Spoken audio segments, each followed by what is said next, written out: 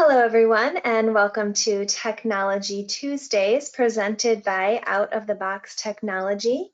We are so happy that you have decided to join us on this Tuesday morning or afternoon, depending on where you are joining us from today. So thank you for taking some time out of your day. We hope everyone on the line is staying healthy and well during this COVID-19 pandemic. We wish you all the best.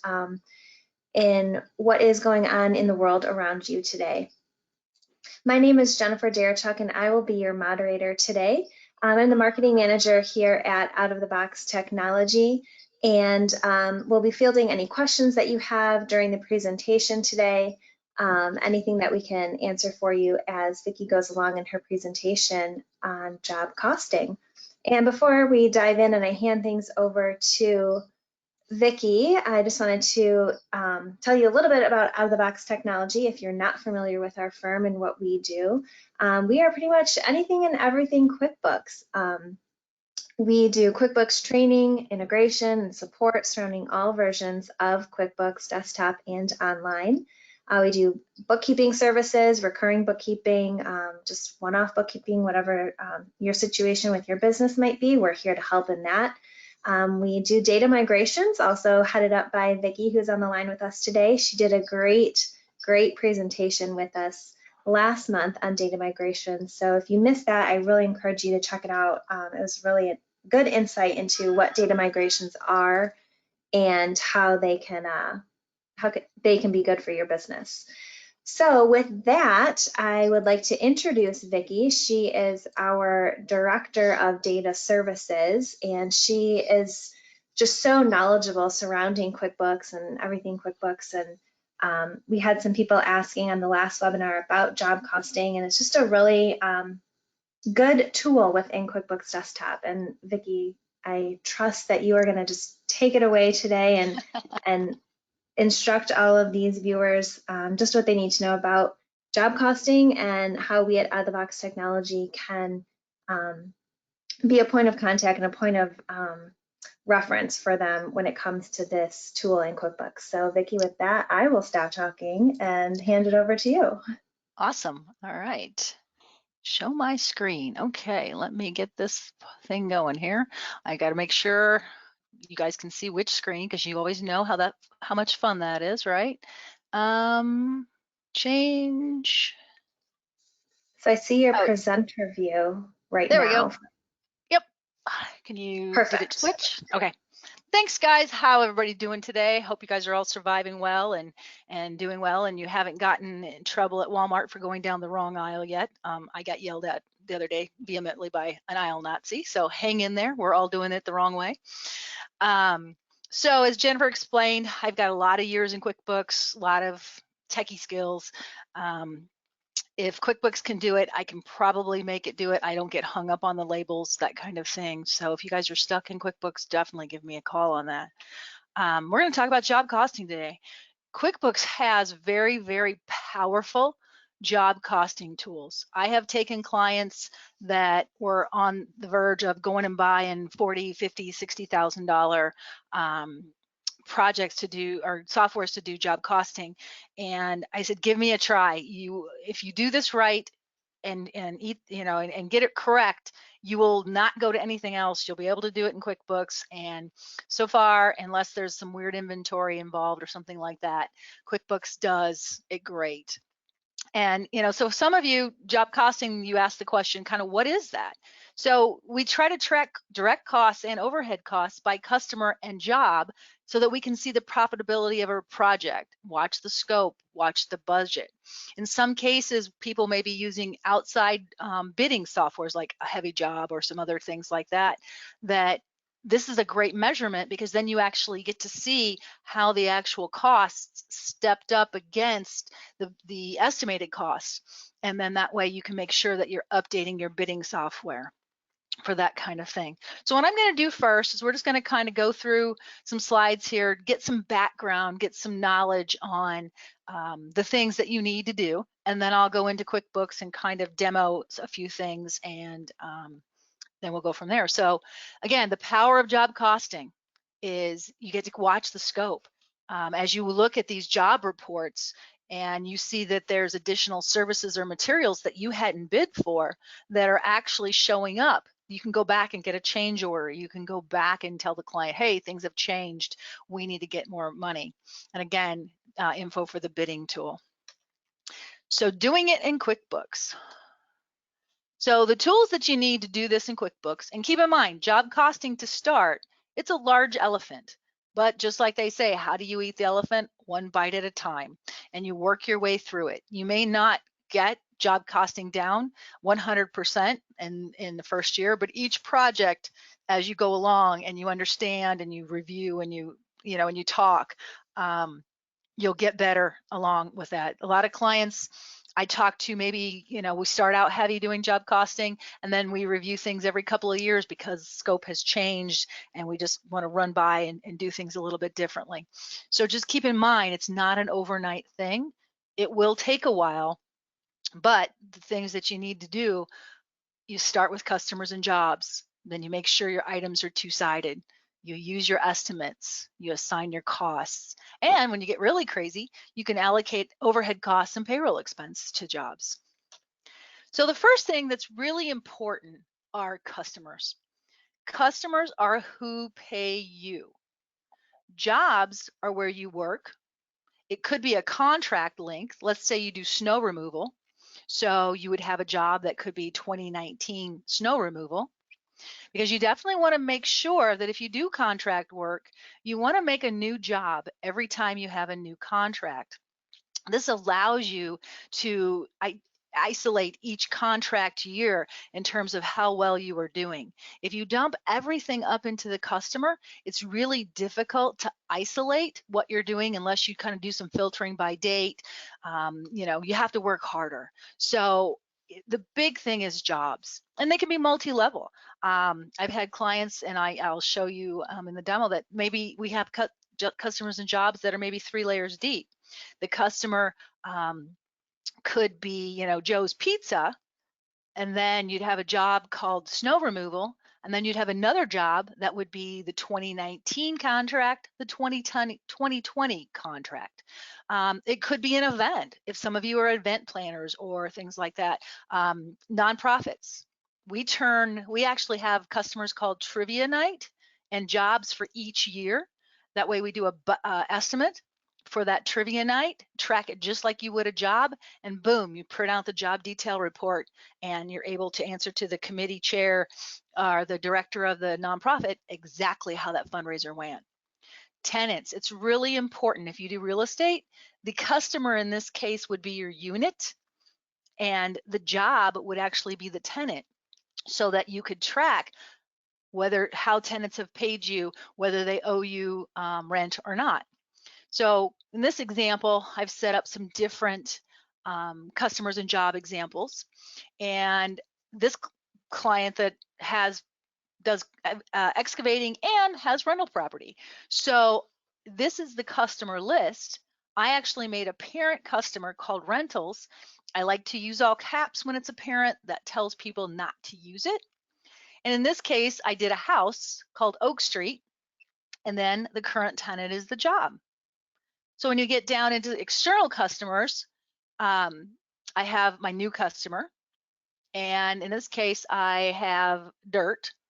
I moved some dirt, and I'm doing a remodel. A lesson learned really early in my career is that we didn't set up, I was working with a roofer, we didn't set up jobs. We figured, we're not going to do another roof for these people for another 20 years. We had a hailstorm in one year, and we were busy frantically working and getting everything done. Ironically, almost to the day, we had another hailstorm come by. And because we hadn't set up jobs, we actually had people's roofs, they were all mingled, and we had to look at things by date. Some people hadn't even had their roof done from the year before. So I learned the hard way. Always do a job. And make sure you fill out the shipping, the ship to address, because that will be the job site information. And I'll show you that in the QuickBooks file. Items, make your items two-sided. Pay bills using the item tab to assign to a job. It also, using items, you can reduce the number of cost of goods sold accounts. You don't need a GL account for lumber. You don't need a GL account for insulation. You can group things down into 2 or 3 or 4 major GL codes and then have all the little details by items, and you can still get that information. So in this case, just kind of wanted to show you that you've got on invoices, and notice that when I say two-sided, that, and I'll show you how to do this in the QuickBooks, is that I actually have this ditch digging going to my income account and a cost of goods sold account, which is a labor account. Same with electrician or subcontractors. You pay them.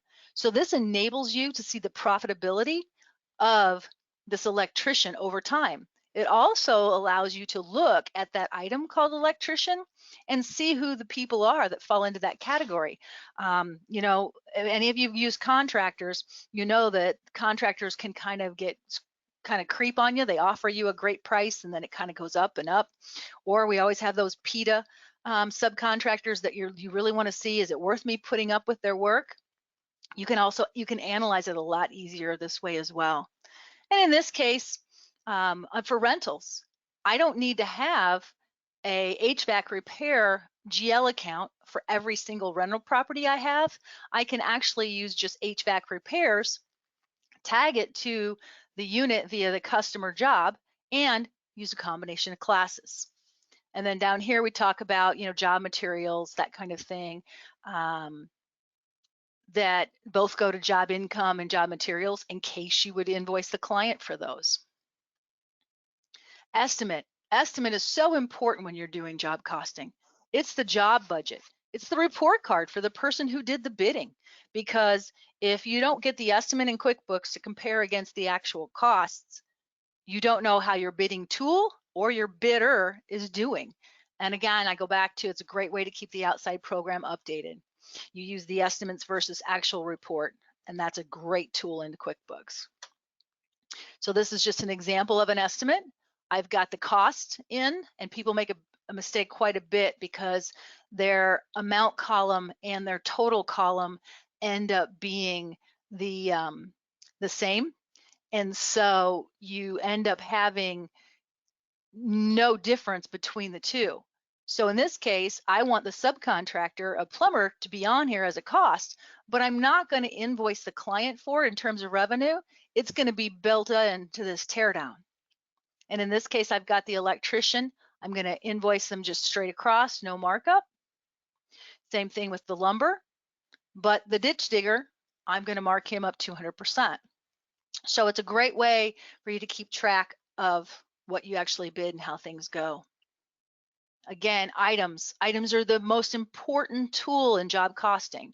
And that's why a lot of people end up using Enterprise, because the fact that you need a lot of items to do job costing correctly.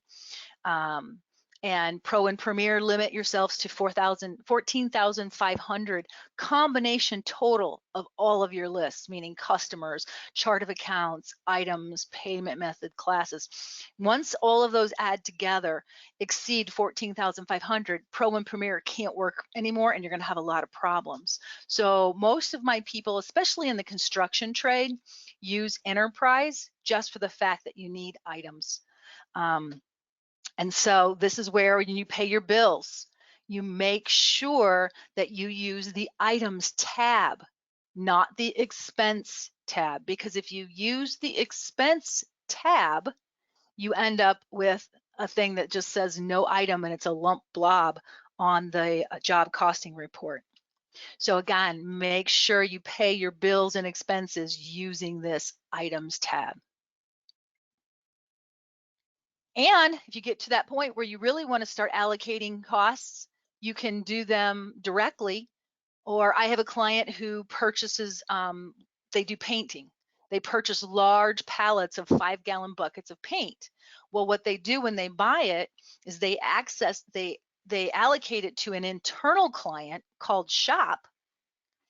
And then when they take the materials out, they then do a negative to the shop job for however many buckets they take out, and do a positive to the customer that is using the paint. You have to do this using a check because a journal entry won't allow you to do items. So in this example, I'm showing that I had wood that I had allocated to my overhead, which was to my internal company. But now I need to allocate that $300 of wood to my remodel customer. The second half of this is I'm allocating overhead. So there, I may decide that for every customer, I'm going to allocate $200. I may allocate a percentage of revenue. I may allocate based on a square footage. Um, there's really no perfect or correct answer. Some clients I've allocated machine hours to jobs. So it's just really what you do and how you want to allocate it. And what happens with this is that this will show up as a negative at the bottom of your profit and loss statement because you're allocating expenses that are at the bottom of cost of goods sold, and then you're going to allocate it back up. And in this case, I just used the same item, so it was an in and an out, but I was able to tag it to this customer. Again, a lot of ways to do that, and it's really what your personal preference is and how you want to see it.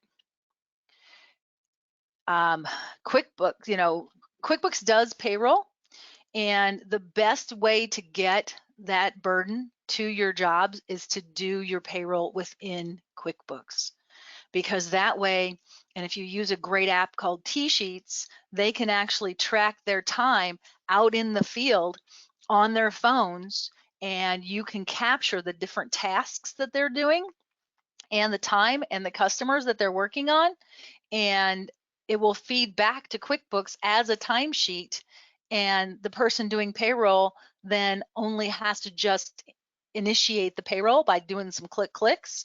And if you use the Intuit assisted payroll, then you don't even have to make your tax payments. Intuit will do that for you. So I have a lot of people that have very complicated payroll. They may have multi-state, which QuickBooks can't do. So there's a way to turn payroll on in QuickBooks, and you can do a mock payroll in QuickBooks that will allow you to, quote, process payroll, but you do it through clearing accounts, so that basically the cost of payroll is an in and an out, but what you've done is you've reallocated those costs to all of the jobs and it allows you to allocate the payroll taxes and the employer paid benefits. So it's a great tool for that. This is actually a journal entry of a paycheck. By the way, Control Y on any transaction will show you the journal entry of a transaction. So how I got to this is I had the paycheck open and I did a Control Y.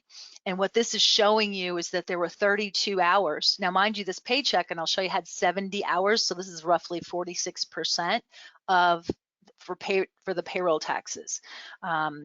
If there was employee benefits, that kind of thing, it would have all been allocated to this job, pretty much just on a percentage of hours allocated to the job, but it gets the cost to that job. So reporting, you've done all this hard work and you've gotten to the whole piece of things. So now QuickBooks has great reports, and a new one is this WIP report. It's been around for a little while, but it's a great tool, and especially for those of you that have to bill on percentage completed and measure against billing, that's a great one. So you've got the job profitability detail. That's when you key in, the job, the estimate versus actual. This is the best one right here because you've done all the work and you've put the estimate in. Now you're going to measure against your actual. Where these reports really come in handy is, let's say you do retainage. Everybody thinks, okay, yeah, I'm going to remember to do all of the revenue. I've gone through on some of these my clients and ran these reports, and that 10% retainage is still sitting out there that they never invoiced for. And then item profitability, how I talked about making items two-sided and creating items. You can actually get the profitability of items that are, quote, two-sided. You invoice for them and you pay bills against them. It's a great tool. I've even organized items into subgroups within the item list and have been able to run reports on those, and was able to do kind of profitability on mini subsets within the business. So there's a lot of ways around there to get creative on that. All right, so now let me escape out of here. Oops, of course it doesn't want to cooperate. So now QuickBooks. Let me switch my screen. Oops, come on. There we go. There we go. All right. Jen, can you see that good? Yeah, looks great. Perfect. Thank you. Okay, so we talked about a lot of pieces here, and where we started with all of this was customers and jobs. So customer and jobs are important in that, again, it's how you set this hierarchy up. By the way, if you get in here and you don't see this hierarchy this way, what happens, you can right click, and what happens is flat view shows up. And you can right click again and you can go back to the hierarchy view. And they always like to tell you this kind of thing, because I don't like to use the toolbar down the side, and anytime I change things, it wants me to go back to it. So the toolbar that's normally down the side, if you guys are noticing that your screen looks a little bit different, mine is actually across the top. And then I add an open window list because I'm a multitasker. So that's why mine looks a little bit different on that as well. And I always preach that I want you guys to make sure you go to this desktop view. Always, always make sure this don't save the desktop is checked. What's important on that is if you have 20 windows open and you don't close them, and especially if you're in a multi-user environment, if you open your file and you're complaining that it is taking too long, it's because you didn't shut all your windows down, and because other users are in the system, even if it's just you, those windows have to repopulate every time you open the screen.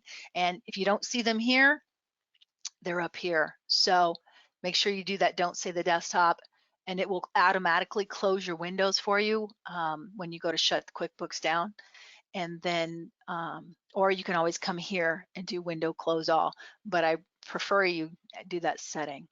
So this is just an example of the customers on the information that you can put with them. One of the big things that I talk about is, you want to make sure that you have your ship to address, because it is the location. So in this case, they have a job called Dirt, and I added a ship to address called Dirt Site. Notice that I can put the address in, but I can also put some notes in. So because I put that information, I could tell them what address, and if there was something about that, I could put a note there, and I told them that this was behind the Shell station. I don't even know if Shells are around anymore. So that's a big part of using jobs, is you can have that information and know the difference between, say, the billing address for the customer and the worksite address of the job. So big pieces on that. And then this is where I talked about internal, is that you want to set up yourself. If you're going to do job costing, a customer and job needs to be assigned to every single line, whether it's an internal cost or an external cost. Because when I'm reviewing your work and I don't see a customer there, I don't want to have to ask and say, I don't want to know whether this is correct or not.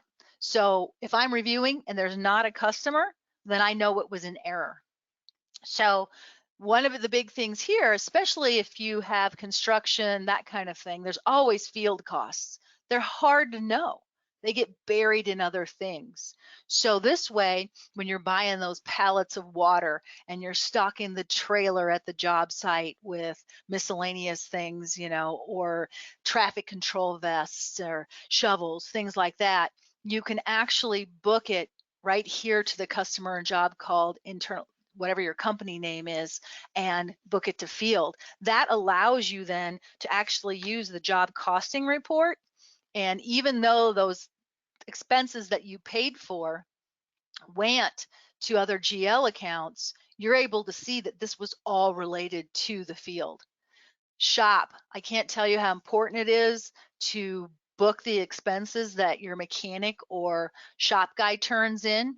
Have had a situation where mechanic was turning in bills and they just all went up into repairs and maintenance type thing.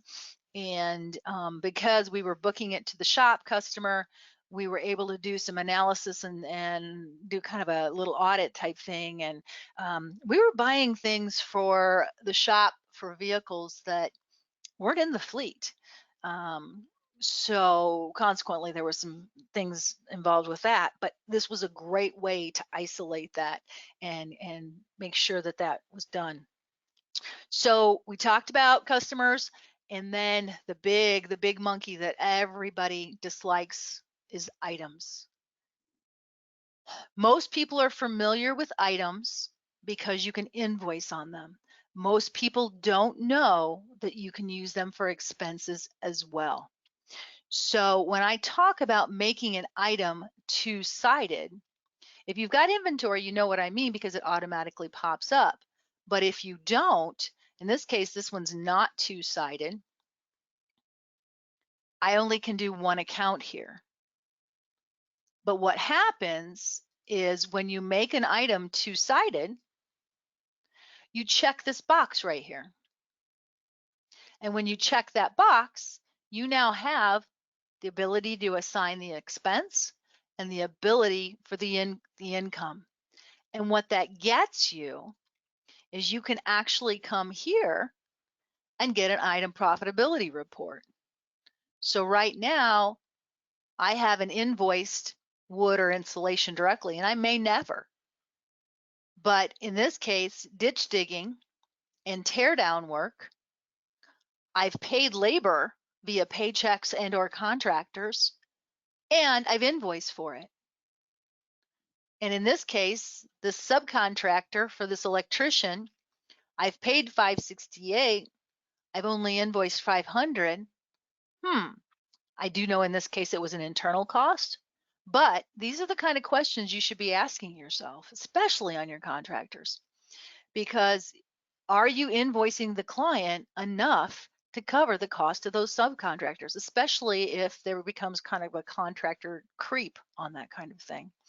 So I can't stress enough in job costing, you have got to use your items and make sure that when you're using those items, when you pay your bills, make sure that you are using the items tab and that you select the item. Now, the AP person is going to go, what? You mean I have to? Yes, dear, you do.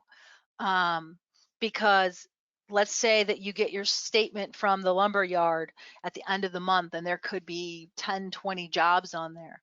Yes, you need to itemize all of that because you need to break it down by the customer that you're charging it for, because that is the only way that cost is going to get to that job to be measured is right here. So the AP, the check writing functionality is the crux of all of this.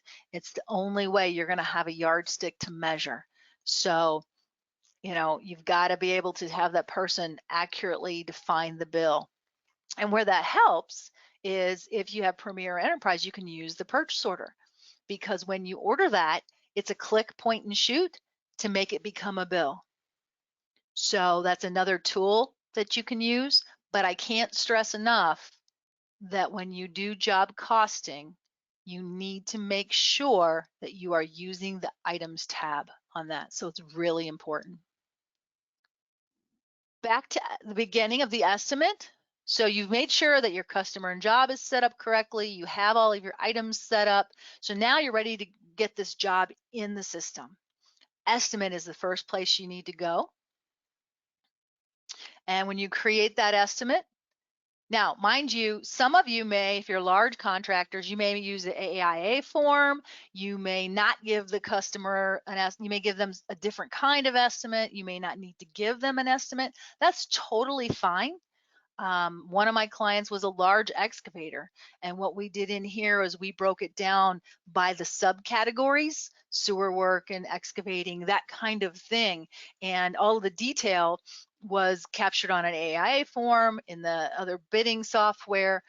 So basically what we used it for was to be able to get to the end of the line and measure. But if you put in here the information that you're going to estimate and then bill or invoice the client for, you can actually get all this in one time and create an invoice for the customer. If you have progress billing turned on, you can do it for a percentage, or you can do it for each one. What's nice about this is it tracks what you've already invoiced a client for. So if you're doing things based on a percentage of completion or a WIP percentage, you can always come right here and see exactly what you've invoiced the client for already. And I've already done an invoice for the client on this. So you can see that I had invoiced them $1,000 already for the teardown. I invoiced them for the electrician, and I invoiced them $450 on the ditch digging. So if I say okay on this,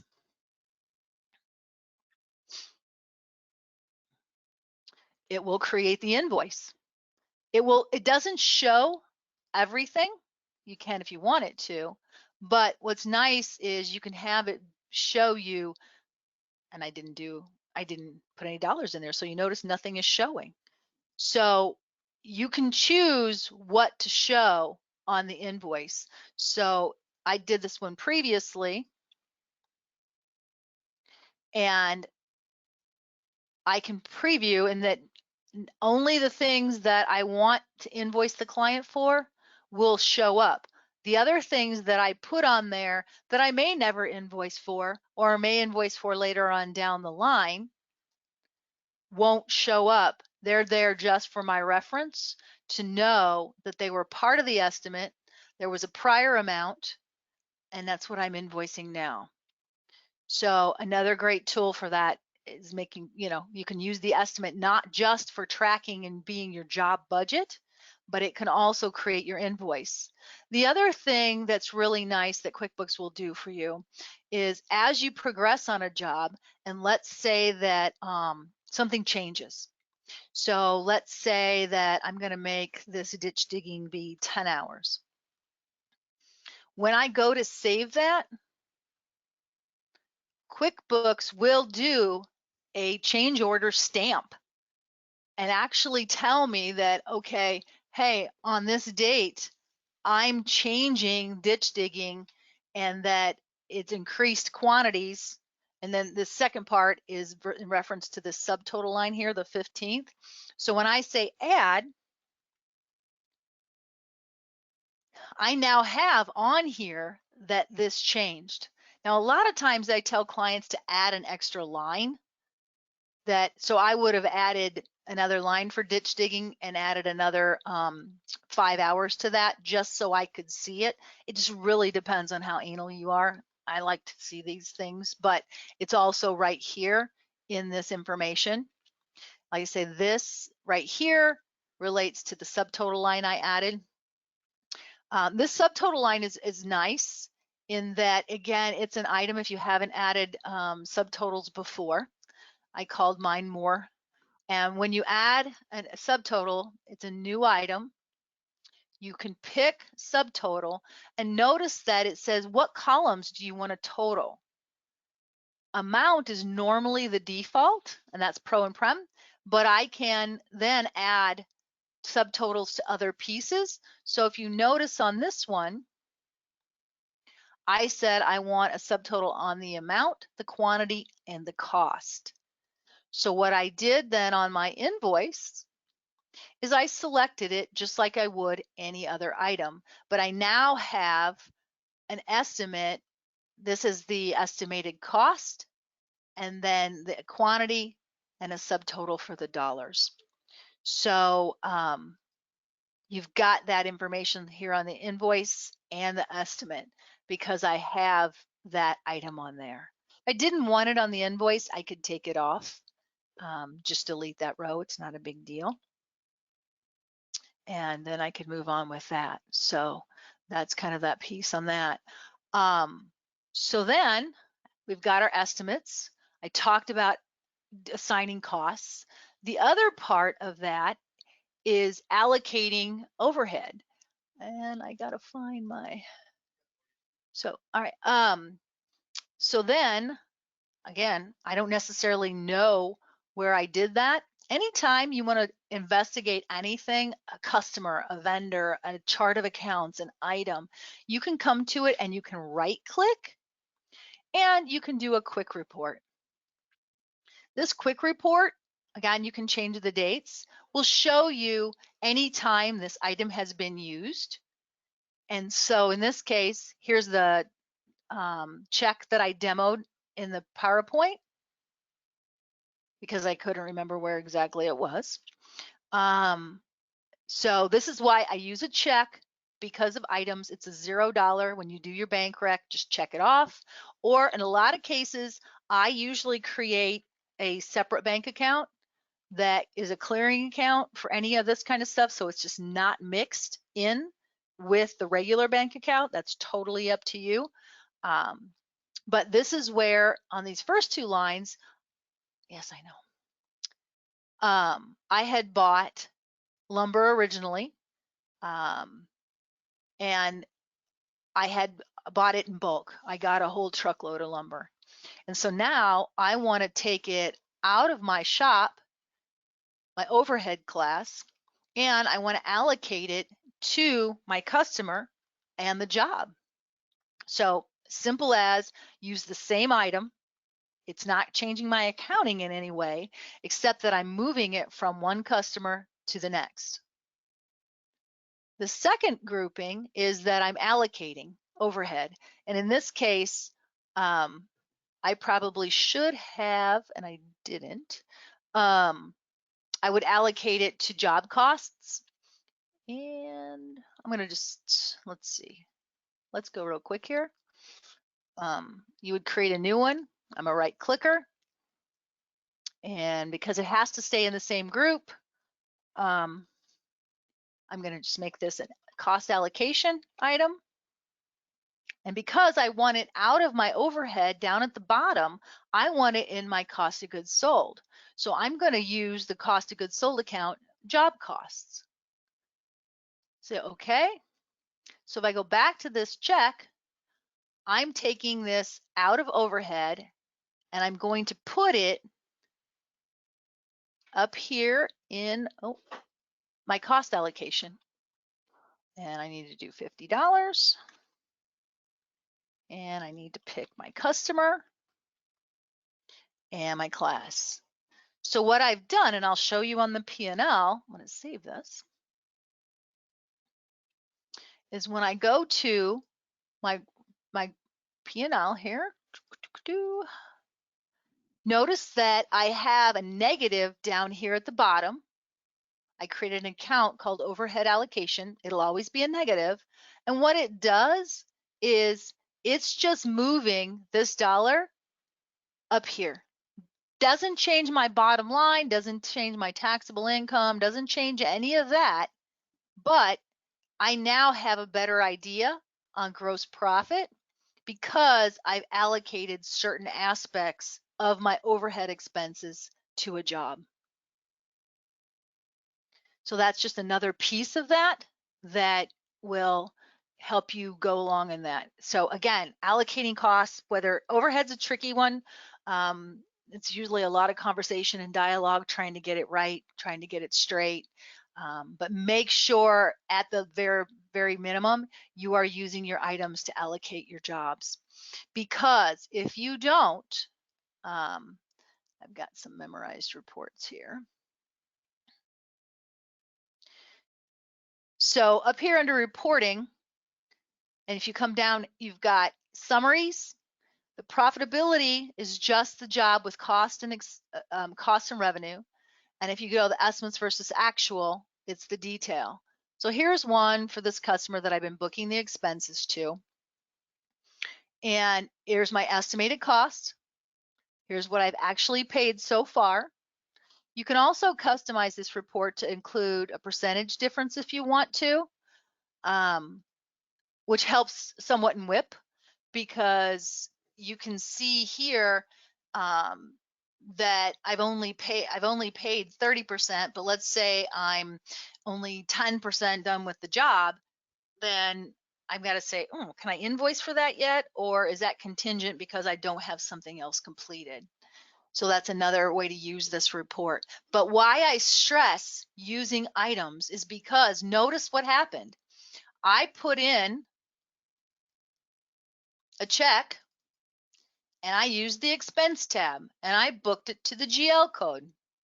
I did at least hit the client on it, but the problem was because I didn't use the item, my report says no item, which is not useful to me in any way because I don't know what I bid or what cost this should belong to. Because I saw that it was job materials, but was it the wood or the, and I didn't even bid a cost on insulation, but I've had that. So now I have to go back and look at this and say, there's extra materials here that we didn't know about. We had to tear out an extra wall. We had to do something that we didn't. So if I was reviewing this as a project manager, two things. Sally Joe, what is this? Why is it here? I don't want to have, I don't want to have to spend time looking. I want to be able to analyze what I'm doing. So this should have been allocated probably to wood or insulation. Now I'm seeing insulation. I don't remember that I ever bid insulation as part of my job. I'm going to either go back to the bill to make sure that Sally Joe coded it right, or I'm going to go back to my crew and say, why did we have insulation on this job? And if they said because we had to tear down this wall, we didn't think we did, it was an internal wall, then you need to go back to your estimate, do a change order, and then tell the client that the costs are going to be higher because different things have changed along those lines. So this is why this is a great report card. And it also then allows you to take, especially if you're doing it outside software, you can take the costs out of this column and go back and compare. If there's a large disparity when you've finished the job and you know that you use the quantities that you thought you were going to, then you maybe need to go and adapt the costs in your bidding software. And a lot of clients who use outside softwares, we may go back and look at them twice a year just to make sure that things aren't getting out of hand. So that's a big piece of that. The other reports that are really helpful. Here's one that is that this was the paycheck. So this was the person's paycheck, had all the hours to it, and they had, quite a bit of time, and it went to different pieces of different jobs. And then the liabilities, all of that kind of went in and out because I used the check. I don't have payroll turned on in this company. I can use what's called a mock payroll and do it as manual. And I did all of the job costing back to my jobs just by quote recreating payroll without doing payroll. So if you do have payroll outside, then you can recreate it here. And I do have some clients that do that extensively because they have other people doing their payroll for whatever reason. They actually come back here and do it again so they can get it into the job costs. So that's a big piece of that. But the other big report that is kind of neat is this WIP report. That WIP report, you have to come down here to your industry specific, and you've got some, by the way, if you need certified payroll. So this is a cost to complete job. And what I did is when I went into it, it asks me, what percentage are you complete on certain aspects of this job? And there was a dialog box that I actually completed the information to tell me that, okay, well, according to my foreman out on the job, we've got about 10% of the woodworking done. We've done 100% of the ditch digging, 10% on the plumber. The electrician's gone. So we're like halfway done with this job. What's neat is because I actually had 10%, but yet this cost is 30%. It's saying, oh, it looks like you're going to have more wood than you thought because you've allocated $300 to this job, but you should have only had 100 based on your 10%. You know what? Based on what I'm seeing here, you're going to be over or your estimate. So maybe you should go back to the customer and ask for more money. The plumber, maybe the plumber didn't have to work the full 3 hours. So this says, oh, looks like you might be $15 under on the plumber, which that's okay with me. And then ditch digging, you've got the estimated cost. We don't have any yet, but I say I'm 100% complete. So I got to figure out where my costs are. It's because I haven't paid this guy yet. And then here's my tear down. This came from my paycheck here, and I didn't have an estimated cost for that. So it's saying, oh, you didn't have a cost for that, but that's okay because I knew I had it on my estimate. It was built into that $5,000 revenue item that I had put on there. So a lot of information, a big elephant to eat. This was meant to be kind of a overview of the different facets that are involved with job costing, the different things that you can do. Again, it is a large elephant to eat, and make sure, number one, customers and jobs and two-sided items. That's a lot of times where I tell people to start and then get your estimates in there and do some of those other things. So Jen, I know we've got about 10 minutes left. I'm sure there's questions. I figure I'll pause for the cause here. What do we got? Absolutely. Thank you so much, Vicki. We do have a couple of questions that have come in throughout your explanation here. And if there's anyone else on the line who has a question, definitely take this time to send that over in the chat or question box there, and we'll have Vicki address it here. So our first one came a little bit earlier in the presentation before you dove into QuickBooks. But we had someone asking, in what version is the WIP report available? I see you're using QuickBooks Enterprise, but is that available in any other versions of QuickBooks? I do not think so. I'm not 100% positive. But I would say it's Enterprise. Enterprise has a lot. That's why I encourage all my job costing people to go to Enterprise. It has a lot more tools. It has a lot more strength in it than Pro or Premier does. I could look in that version, but my guess would be, I'm thinking no. I do know the change order stamp is in both Pro and Premier, but that's one I'm not sure because I'm always in Enterprise. All right, no problem. Thank you. Okay, so our next question is kind of an example. I have a client, a manufacturing client on Enterprise. He has multiple jobs under one customer, and they receive customer deposits at the parent level. So how can I apply to the job level? I can't get the reports to show a job level allocation. She's saying deposits, so I'm assuming she's doing revenue.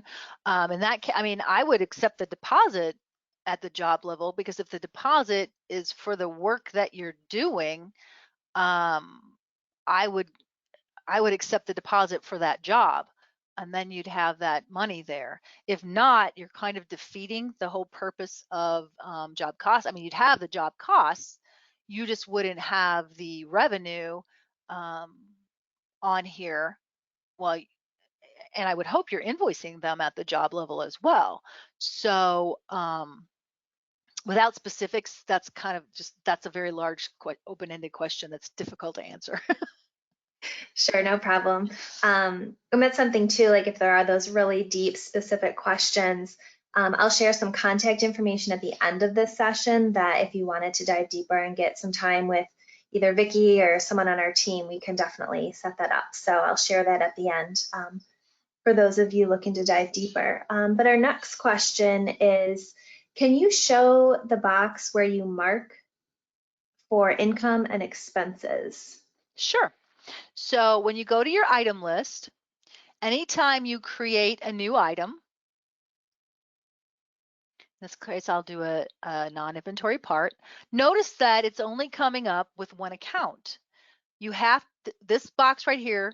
This item is used in assemblies or is purchased for a specific customer job. That is where you click that. It's there for service items. It's there, it's inventory, it always is. It's there for other charge. So it's right here when you set up the item, even if you have items already set up that are not, quote, two-sided, you can always come to them and double click or right click, however you get to your items, and you can make this item be two-sided at any point in time. Excellent, thank you so much. Our next is for tracking estimates versus actual hours is important for us. Which report would we use for that? Estimated hours, that's the problem with these reports here, is that it doesn't give you quantity and you can't add quantity. So you have to get creative, and you got to kind of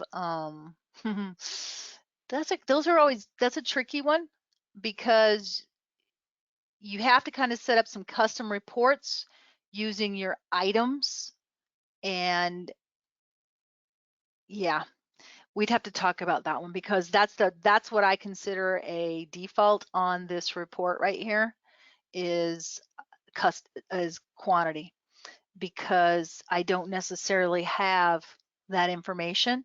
And that's what's tough in here, is that if I go to the estimate here, I can see the quantity. And in this case, I paid the teardown. I'd have to go to the paycheck to see that. There's not a great way to do that. You've got to get creative. We like creativity, Vicki. And I can get pretty creative. It's just a matter of we got to work through it. Sure, absolutely. So we did have our resident fact checker on the back end here go through, and that WIP report is just available in Enterprise. So those of you who were asking about that, we did check that on the back end. So Okay, yeah, an kind of what I answer thought. for that. Because And then one last question that we have, unless anyone else comes in, is can you set this up for service industry? oh And yes. are you DCAA certified? This is for government. I am not DCAA certified. I have worked with many municipalities and other entities, but I am not certified.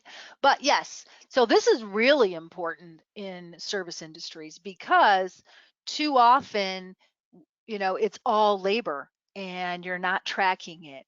And so it's the same kind of thing, is you want to make sure that in this case, because it's going to be all labor, you want to make sure that you have that timesheet in here. So even if this person isn't required to track time, you're not going to get that job costing if you are not allocating their time. So even if it's a $30,000 contract, you want the people who are working on those jobs to do a timesheet in QuickBooks, so that gets to there. And again, if you're doing your payroll in QuickBooks, it will go right there. If you're not doing the payroll, you could actually turn on the mock payroll and allocate it. Journal entries don't work, because journal entries don't have items on them. And so while I could allocate costs directly to a job, I wouldn't necessarily know what it is. Now, if it's pure labor, that's fine. But if I want to be able to see different types of labor, being a manager, a senior accountant, or whatever, it would all be one lump sum basically in a journal entry. So it's really important that you come back and you allocate time, and that's again where items come in really handy um, to do that. And that's why I even do it for nonprofits, because we create, same thing apply, is an event. We can do job costing via that event, actually have items for the MC, the hall rental, prizes, and I can then look at those items, prizes. I could do an analysis on prizes alone year over year. And then I can also do an analysis on the quote job year over year. So long answer, yes. Awesome. All right, Vicki, a couple more questions. You're doing a great job, so thank you for your insight today. Our next question is, do you recommend using Intuit QuickBooks Payroll when using a burden rate for job costing? Yeah, I mean, you can do that because, and I guess it really depends on how you're burdening it. I mean, what I've done for some clients is we actually have created a work comp payroll item that goes on, I don't know, each employee. And so what will happen is down here, we've created a company work comp factor that, because it's in here, it gets allocated out to whatever job is up here. And it's not a true liability, it's not a true expense. But we've burdened this payroll with the work comp factor that then gets assigned to those jobs. Great. Thank you very much for answering that question. And we'll take one more before we close it out today. Do you suggest not using the new job tab under an existing customer and just adding a new customer each time instead? No, I mean, you would never add another customer who's the same customer. I'm not quite sure I understand that question. Um, if it's the same customer that is you're coming back to work for, you should click on that customer and always add a new job. I would never have the same customer in here more than once, because you lose the level of what that client has done with you for the relationship time period. So I'm struggling to understand the complete question, but always put a job under a customer if they come back to you. Absolutely. So you wouldn't keep creating new customers just for different No. jobs, right? Because then Yep. you lose track of the whole point. Because if a Sure. customer comes back to you and asks that to knock $500 off of a bill, you would have a hard time seeing what the relationship with this customer has been over time if you have multiple customers. Yep. Absolutely. Great. Well, I think that pretty much hits on everything as far as questions coming in from our audience today. Vicki, did you have any closing comments before I kind of wrap things up for the day? No. I mean, I love doing this and I love seeing it come together for clients. So you will find that I'm very enthusiastic when we do this. So if you guys need any consultation on this, kind of, we work together. I leave you with to-dos, you gather your questions, we come back, tackle it a bit more, we come back. It's not an elephant you can eat at once, because you'll end up having everybody go crazy on you and you'll get indigestion. So if you need any help with this, definitely reach out. Great. Thank you so much, Vicki. Well, I'm going to take things back here. I just have one slide I want to show, and it's really just kind of a contact us sort of thing. If this information is something that you're like, yes, I definitely, thought that this was helpful and I'm ready to go a little bit further, here's our contact information. You can reach out to us via email, phone, or go to our website, and there's a contact form there. You can learn more about us and then get in touch that way. We would love to hear from you. We would love to have our team work with you. As you as Vicky said, she's super, enthusiastic and excited about all of this, and just a great person to have on your team and on your side when it comes to your books. So we would love to hear from you. Additionally, if you have any areas of QuickBooks or accounting or just sort of anything in our realm of expertise that you would like us to touch on, and you have a topic, like I said, a couple people had suggested job costing, and that's how we ended up here today. So if you have something that you want us to dive deeper on, let us know, and we'll be happy to put together a presentation on that. But for all of us here at Out of the Box Technology, we hope you're all staying well, staying safe and healthy, and we appreciate you joining us today, and we hope to see you again soon. So thank you, Vicki. Thanks to everyone for joining. Have a great day. Thank you.